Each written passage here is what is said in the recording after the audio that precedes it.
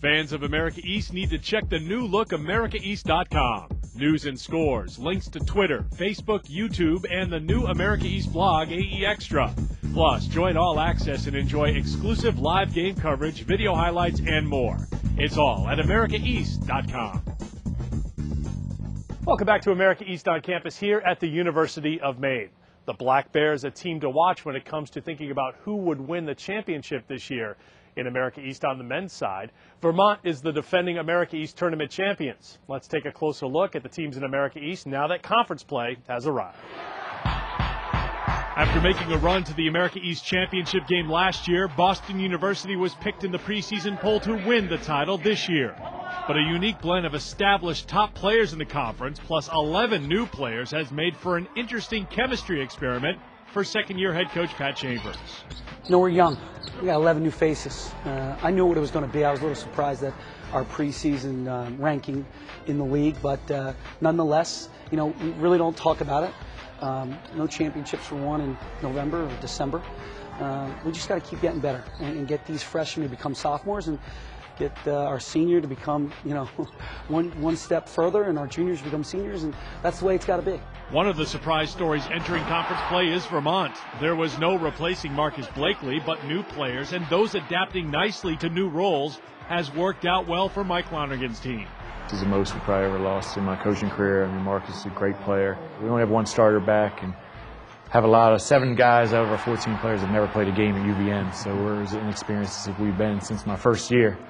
So, but I like our group, and our goal was to get a lot better by the end of January. Injuries have made a couple of other championship contenders adapt to new, unforeseen challenges. Stony Brook lost its top rebounder and one of its best players, Tommy Breton, before the season even started. Obviously a terrific player for us and a guy that was going to have a great junior year. I like my team. We're very coachable. I like the newcomers that we added to the mix. Chris Martin's his last go-round. He's our one senior that's in the program.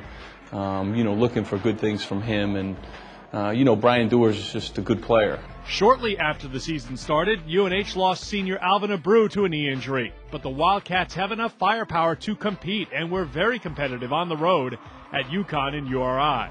I've said this all the time. I think if you're ever going to have a good year and a successful season and have a chance to compete for a championship, I think you need a couple of factors. You need veteran, experienced players that have been through the wars of Division I college basketball, and you got to play hard, and you got to defend, and I think we have those qualities as well. Maine returns many key players like Gerald McLemore and Sean McNally, but they're not alone. A balanced, deep team like the one that posted non-conference wins at Penn State and at UMass, and a win at home over Norfolk State will be the key for Maine in conference play. We have a lot of guys with the capability and potential to play, and frankly the experience to play.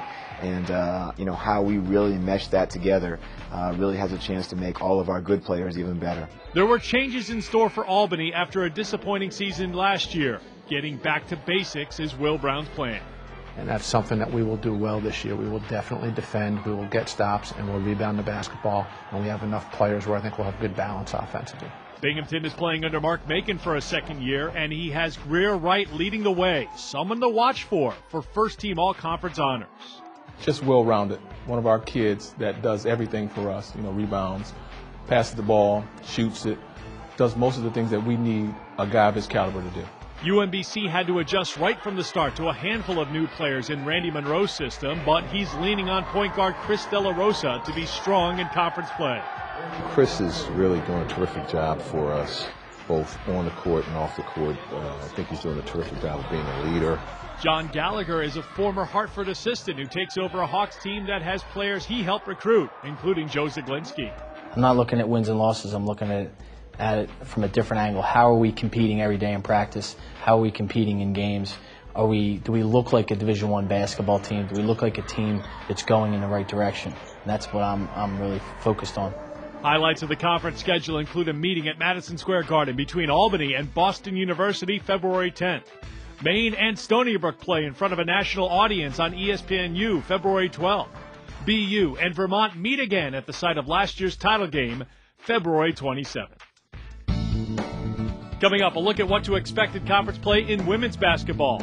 Will there be a changing of the guard? Is it Boston University's turn to go to the NCAAs? Will someone else win the title for the first time? A closer look is next on America East on Campus.